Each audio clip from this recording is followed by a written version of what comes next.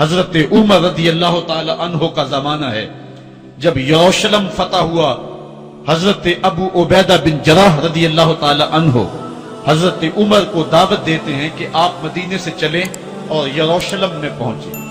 حضرت عمر مدینے سے چلتے ہیں. کتنا بڑا قافلہ لے کر کے, کتنا پروٹوکول ہے.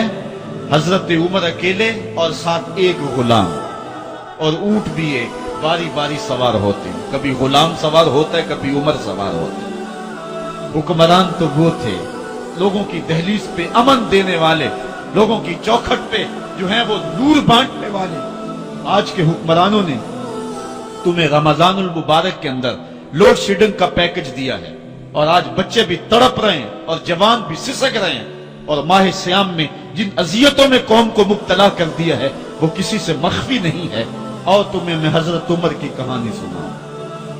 حضرت عمر جن کو تخت حکومت پہ بیٹھتے تھے, اور ان کا تخت کو سونے زبرجد کا نہیں تھا, مسجد نبوی کی چٹائی تھی, اور سارا دن وہاں بیٹھ کے لوگوں کی باتیں سنتے. اور جب رات کے اندھیرے گہرے ہوتے, عمر بھیس بدل کے مدینے کی گلیوں کا گشت کرتے. کہا تمہارے گھر سے دھواں نکل رہا ہے اور بچے رو رہے ہیں, ان کو کھانا کیوں نہیں دیتے؟ کہنے لگی عمر کی جان کو رو رہی.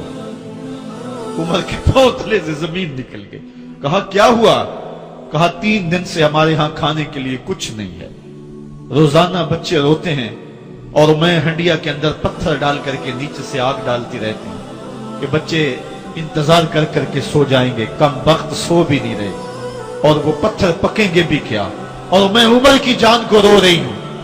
حضرت عمر کا کلیجہ دہلنے لگا. فوراً پلٹے واپس, بیت المال میں آئے, گھی کا ایک کنستر لیا, آٹے کی بوری لی, مرچ مسالہ جات بہت کچھ اٹھایا, اپنے کندھے پہ رکھا, بوری اپنی کمر پہ لا دی. عمر بیت المال سے نکلے تو آپ کے خادم اسلم نے دیکھ لیا, آگے بڑھا, کہا میرے آقا میں اٹھاتا ہوں. عمر کی آنکھوں میں آنسو ہے. کہا اسلم قیامت کے دن میرا بوجھ اٹھا لو گے؟ کہا قیامت کے دن تو اپنا اپنا بوجھ اٹھانا پڑے گا. کہا عمر کو آج اپنا ہی اٹھانے دو. حضرت عمر وہ گھی کا کنستر اور وہ آٹے کی بوری سر پہ اٹھائے ہیں اور اس خاتون کے گھر جاتے ہیں اور دستک دیتے ہیں. وہ جب دیکھتی ہے اس کی جان میں جان آ جاتی ہے. کہا جلدی جلدی آٹا گوندو, اور عمر سبزی کاٹنے لگ جاتے ہیں. حضرت عمر رضی اللہ تعالی عنہ سبزی تیار کر دیتے, ادھر آٹا گند جاتا ہے, اور پھر اوپر چولہا رکھا جاتا ہے, چولہے کے اندر آگ رکھی جاتی ہے, وہ کھانا پکانے لگتی ہے, آگ بجھتی ہے. تاریخ نے لکھا ہے آگ بجھنے لگتی ہے, عمر جھک کر کے پھونکے مارتا ہے. عمر جھک جھک کے پھونکے مارتا ہے. کھانا پک گیا اور بچوں کے سامنے کھانا رکھ دیا, بچے کھا رہے ہیں. اب بچے رو رو کے نڈال ہو چکے تھے.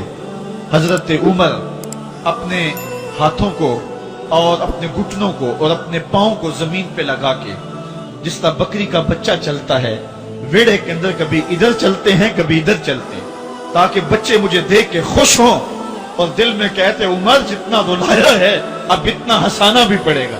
تو کبھی عمر امیر المومنین, یہ میں کسی آج کے جو ہے وہ لوگوں کے ووٹوں پہ منتخب ہونے والے حکمران کی کہانی نہیں سنا رہا, میں اس عمر کی کہانی سنا رہا ہوں جو 23 لاکھ مربع میل کا حکمران ہے, آدھی دنیا کا بادشاہ ہے.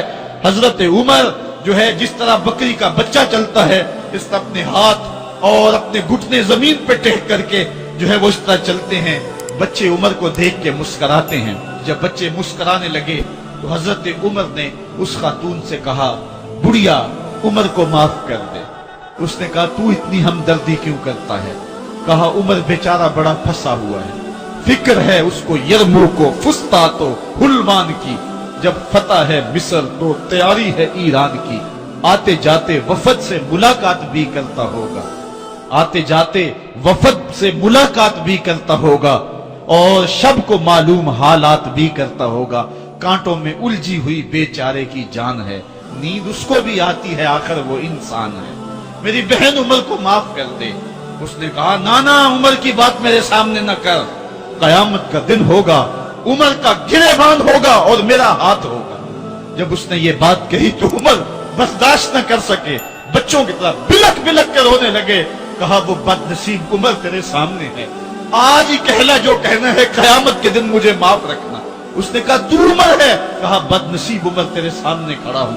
میرے عمر کہتے ہیں اگر دجلہ کے کنارے ایک بکری کا بچہ بھی پیاسا مر گیا اس کا حساب بھی عمر سے لیا جائے گا۔ اللہ اکبر۔ میں اس حضرت عمر کی کہانی سنانے لگا تھا۔ حضرت عمر نکلے یروشلم میں، ایک اونٹ ہے، ایک غلام ہے، کبھی وہ سوار ہوتا ہے، کبھی آپ باری مقرر کی ہے۔ جب قریب پہنچے یروشلم کے تو عمر کی باری نکیل پکڑ دی اور غلام کی باری اوپر سوار ہونے کی آ گئی۔ غلام نے کہا آقا میں مرضی سے اپنی باری چھوڑتا ہوں، آپ آ جائیں، دشمنوں کے مفتوحہ علاقے میں آ رہے ہیں، تازہ تازہ علاقہ فتح ہوا ہے، اسلام کی شان و شوکت ظاہر ہو۔ عمر نے کہا اسلام کی شان و شوکت ایسے ظاہر نہیں ہوتی، اپنی باری پہ تم بیٹھو گے، اپنی باری پہ میں بیٹھوں۔ لوگ منتظر کھڑے ہیں، دور سے جب دیکھا کہا اس کی ہیبت سے کانپتے تھے ہم، یہ تو کوئی حبشی لگتا ہے، رنگ کالا ہے، ہونٹ موٹے ہیں، اس سے تو زیادہ حسین اس کا غلام ہے جو آگے آگے چل رہا ہے۔ حضرت ابو عبیدہ نے کہا دھوکہ کھا رہے ہو، ہمارا آقا وہ نہیں ہے جو اونٹنی کے اوپر سوار ہے، ہمارا آقا وہ ہے جو لگام تھامے آگے آگے چل رہا ہے۔ حضرت عمر رضی اللہ تعالیٰ عنہ کو آگے بڑھ کے جابیہ کے مقام پہ حضرت ابو عبیدہ بن جراح نے استقبال کیا۔ تو حضرت عمر آگے بڑھے اور انہوں نے آگے بڑھ کر کے حضرت ابو عبیدہ کے دونوں کندھوں پہ ہاتھ رکھا، اور سنو حضرت عمر نے کیا کہا، کہا لا الہ الا اللہ انا کنا اذل قوم فاعزنا اللہ بالاسلام۔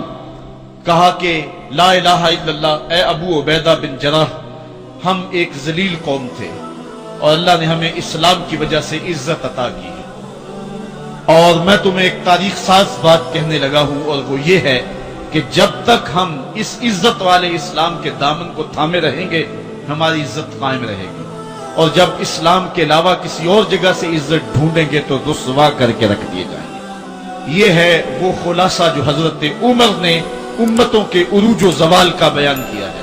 اس امت کو جو خیرات ملی ہے تخت و تاج کی، وہ پینٹاگون سے نہیں ملی، وہ واشنگٹن سے نہیں ملی، وہ وائٹ ہاؤس سے نہیں ملی، وہ محمد عربی کے جوڑوں کا صدقہ ملی۔